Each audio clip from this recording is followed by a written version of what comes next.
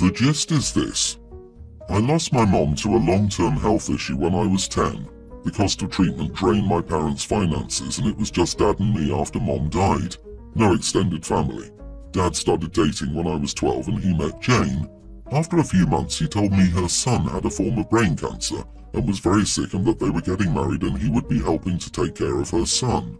We went from 2 in a tiny 2-bedroom house to 4 in a tiny 2-bedroom house and me having to share my room with a terminally ill toddler I didn't know. We had to make so many changes. No more takeout, which was a once-a-month treat before that. I had to stop my only extracurricular activity. No friends were over because the noise bothered him. No space was just mine. No extra money for celebrating birthdays and Christmas. When I was 15, Dad and I got into a huge argument because I was never home and always said no to helping Jane take care of her son. When I told him how much I hated the situation, he looked me in the eye and told me to grow up. He also told me that I was old enough to understand that life wasn't always easy or fun and that a rougher life could build character. He told me we grew our family, which was a good thing, and one of the consequences of that sometimes is having less, but it was worth it for the extra love. I told him that was BS. He told me I was not his whole life and would not stop doing what he wanted to do because of me. Then he told me to never say anything negative about his stepson because he was a kid and didn't need to know I resented him for being sick. After that talk, I was even more distant and left when I was 17, right after graduation, and couch surfed until I went to college. I graduated high school at 17 and turned 18 that October. I didn't stay in touch. Then, when I was 19, I heard that my dad's stepson had died. In college, I met my wife and we got married this past June. Then, in November, my dad showed up and told me he wanted to talk. I shut the door in his face. After that, he kept showing up where I was to talk. After getting annoyed with him, I agreed to meet him for a coffee. He told me how he ended up divorced from Jane and how his stepson had died, and he looked disappointed when he learned I knew. He told me he'd been struggling a lot and hoped I could help him out. I laughed in his face and told him he had some nerve. He mentioned how he'd spent a lot of money in finding me and wanted us to repair things, but he also needed my help. I told him no way. He became angry and told me he was my dad and was always there for me and I owed him. I told him I owed him nothing, and I threw most of his words back in his face, including that he needed to grow up and that he was not my whole life and would not stop me from doing what I wanted. It became a scene. He told me that I should have grown more compassionate at my age. Am I the idiot? Not the idiot. Your dad sacrificed you so that he could get laid. And as things turned out, the family he created wasn't all that real after all. Instead, he was just a patsy to help take care of a sick kid. You owe him nothing. The wife probably left as soon as her son was buried. I will say that it sounds like OP could use some therapy, not because he denied his dad a relationship, but because that level of anger and resentment and those deep-seated abandonment issues don't just go away on their own. OP has been through a lot and my heart goes out to him. I'm a mom, and if one of my kids died, I wouldn't want to stay married or be able to even look at someone who just threw their child away when I did everything I could to keep mine alive. Once the haze of it was over, OP's dad probably disgusted her and she left him. OP, your dad quite literally showed up after he had nothing left but you. That's a huge red flag, and that's just the tip of the iceberg. Yeah, your dad spent money finding you so he could ask you for money, and the finding only became necessary after he had nothing and no one left. He chose poorly. Stay no contact. This is a man who never prioritized you and just fed you platitudes. You are correct. You owe him nothing. My sister is kind of a waste of skin. I love her, but I could make money betting against her decisions. Our mum set up a college fund for her. She didn't bother going. She had an opportunity to buy a house 15 years ago and decided to go on a trip around the world. She got pregnant in South Africa from some guy she was working with on a yacht. She didn't bother coming home until she was 5 months pregnant. She stayed for 4 years and then left again, but her son stayed with our mom. I was in school when she did this. My mom had to use my college fund to help raise my nephew. I got financial aid and completed college with only about $30,000 in loans. I moved out and moved to another city. I love my mom, but that kid is out of control and not my problem. My mother has recently been diagnosed with a condition that means she will very soon be unable to care for herself, much less my nephew. She called me to ask if I would be willing to accept guardianship of my nephew. I very politely said, heck no. No one else in the family is willing to take him either. The kid has burned a lot of bridges, at least one literally at my uncle's ranch. My mom is worried that he will end up in foster care. I'm still bitter about going into debt because of my sister's decisions and my mom's coddling her. I know the kid needs counselling and I love him, but I just can't find it in myself to provide that. I have a pretty great life and I'm not interested in throwing a wrench into the gears. I've reached out to my sister who's working in South America. She says she's getting her life together and cannot return now. My mom is telling me how important family is. She says she understands why I feel like I do, but she's still disappointed with me. My sister says I'm an idiot for not helping her and her son. Contributing my college funds against my will was enough. I could afford to take on the kid. If I get legal guardianship, I could put him on my health insurance and maybe get him counselling. But I'm just not interested in turning my life upside down. Not the idiot, and your sister can go kick rocks. Imagine the bloody cheek in abandoning your kid, then saying someone else is an idiot for not taking the kid in. I mean, the kid's mother is living, breathing and working. That OP's mom would literally try to cause OP more pain than make the sister pick up her own damn responsibility is insane. Honestly, I cannot even wrap my head around that. It's not like this kid is an orphan. His mother is alive and well, living in another country, and actively choosing not to come back and care for her own child in the wake of her mother's illness. She's one of the bigger idiots on here, and that's saying a lot. Why did Mom use your college fund and not your sister's? Oh, sister had spent it on travelling. So your sister is the failure and the one dumping him in the system, not you.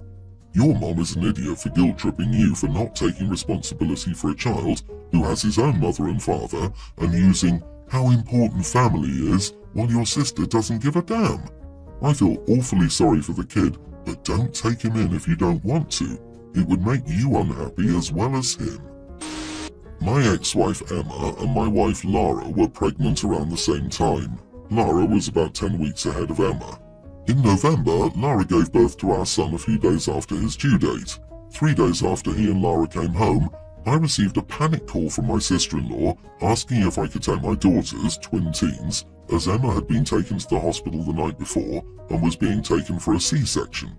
Sister-in-law and my brother had taken the girls in overnight but couldn't take them for long due to lack of space as they have 4 children themselves. Sister-in-law said that Emma was looking at a minimum of 5 days in the hospital and then the baby would need to stay in the hospital for a while. The baby came home just before Christmas. I told my sister-in-law that we couldn't take the girls because we just had our son and we wanted to spend the time just bonding as a family of 3.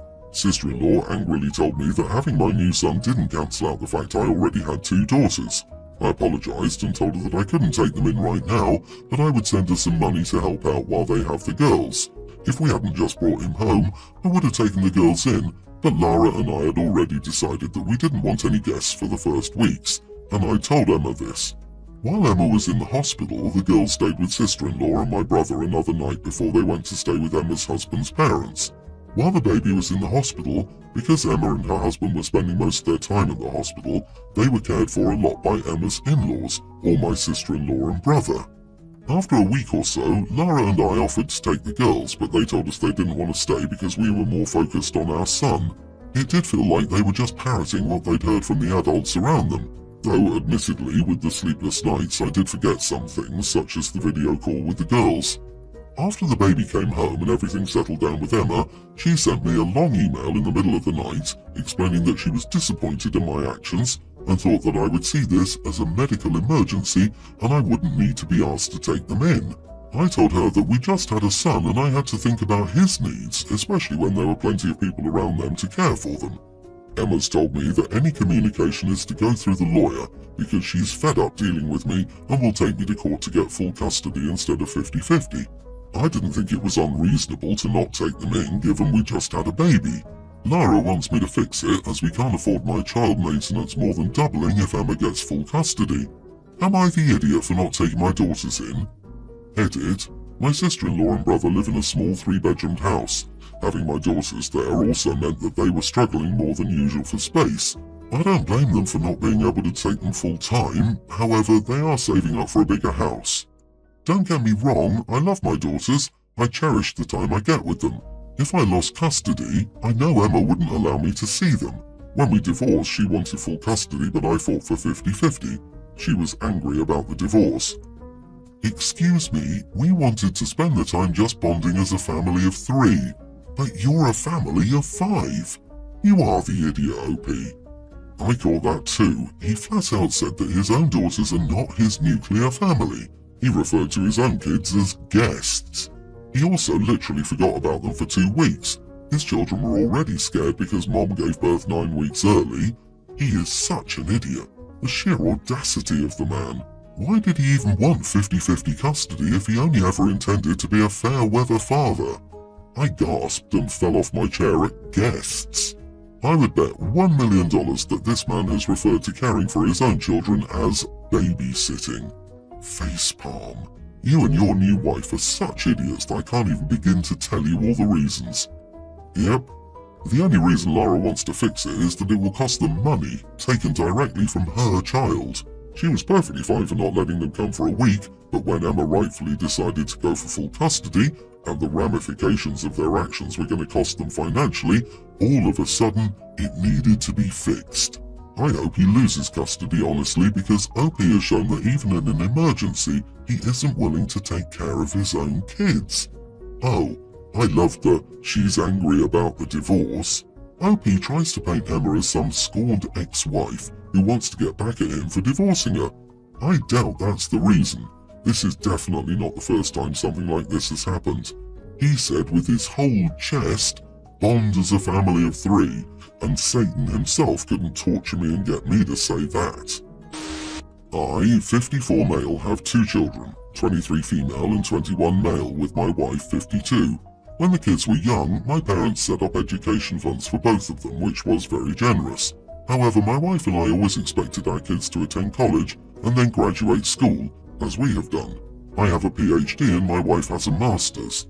Because of this, we decided not to use the funds for our kids' undergrad degrees and didn't tell them about the money. My daughter has always been more into the liberal arts, while my son is more of a STEM guy. My wife and I worried about her ability to find a job, but she insisted on studying music and film in college. She was accepted into some top schools and chose to attend a rather expensive one, but she had scholarships to cover almost all of her tuition. Everything else, plus living expenses, was her responsibility. She lived in a small apartment shared with friends in a not-so-nice area far from campus, but she was fine and learned how to budget effectively. After graduating, she luckily found a job that didn't pay extremely well, but she enjoyed and scrapped the idea of grad school. My son decided to do engineering, and he also expressed that he had no interest in grad school. My wife and I were disappointed, but accepted it since at this point, he's already all set up with a very good job when he completes school. Since he didn't receive as many scholarships as his sister, we decided to use his education fund to cover his tuition and living expenses. He was able to get a large and nice apartment of his own close to the school, which is important since his classes are so demanding and he needs a comfortable space to work. My daughter was confused and asked how he could afford this, and he told her about the education fund. She called us and asked why she didn't have one, and we told her she did, we just didn't use it because we hoped she would attend grad school. She seemed hurt by this and asked if there was any way she could have the money now. We explained that there would be a fee to simply withdraw the money for non-education uses, and if we chose to do that, it would belong to her grandparents so they could put it towards their own use. She's been quiet and short when answering our texts, and hasn't answered our calls at all since then. I know that it seems unfair to her, but it's not really her money in the first place, and she's no longer in college. Plus, her brother only received it for educational purposes, and it wouldn't be right for her to just have it to spend now. Am I the idiot? You are the idiot, and I'm surprised between your PhD and master's degrees you couldn't figure that out. Goes to show that no matter how fancy of a degree you have, when you have room temperature IQ, you have room temperature IQ. So let me get this right. Your daughter attended college and had a scholarship. Your son attended college with no scholarship. You chose to not let your daughter use her college fund for everything that her scholarship didn't cover, and you let your son use his for everything. The college fund, you said, wasn't even her money, but it isn't yours either. What exactly do you plan to do with her college money? probably give it to their son for a down payment on a house or something, because his house needs to be close to his STEM job, but the daughter can live in a dump because she needs to learn to live as a struggling artist and musician. OP, at this point you need to grovel unless you want to lose your daughter forever. First, you need to apologise for substituting your judgment on the best way to use the funds for your daughter's judgment. You need to make amends. Then you need to circle back and see what your parents' bequest terms were. And don't even get me started on favouritism. You used the funds for your son to enjoy a cushy life during his undergraduate studies, but didn't do the same for your little girl? Really? Seriously? If there was any doubt, you are the idiot, truly and completely. Update: am I the idiot for not giving my daughter her education fund money? I understand the consensus is that my wife and I are the idiots. I texted my daughter to ask if she wanted us to withdraw the money for her and what she wanted to do. This was her response: I don't care. Maybe they can transfer it to other grandkid who is a kindergartner if the fee is seriously too much. I don't know about grad school. I haven't thought about it much recently. If I do apply, it wouldn't be for another couple of years, and I haven't been counting on having any financial help in the first place, so it really doesn't even matter. Thanks for asking though. My wife and I are discussing our daughter's response and our next actions to resolve this situation. For context, my wife has always had a strained relationship with my daughter and didn't approve of many of her life choices. She believes we should take our daughter's words at face value and assume she no longer wants the money. From some of the responses here, I fear that my daughter's response was out of resentment, and I suggested taking out as much money as her brother was given, so at least they received the same amount. She could use it responsibly towards rent, groceries, transportation, etc., or in some other way to further her career, so it would still be used for educational purposes. My wife is firm in her opinion, and we will continue discussing it tomorrow. Many have asked about where my parents stand on this. At this point, they're not mentally aware enough to really participate in the discussion. They didn't know about our grad school stipulation and thought it was fine. They also knew that we took out some money for our son once we were confident he wasn't pursuing an advanced degree and were okay with that. They said it was our decision as parents what to do with our daughter's fund, and they would support whatever we decided for her. It wouldn't be useful to ask them what to do with it now, but I've always said that whatever is unused will go back into their care. I've tried to call my daughter with no luck, which is why I sent the text. Despite what many have said here, I hope this doesn't end our relationship.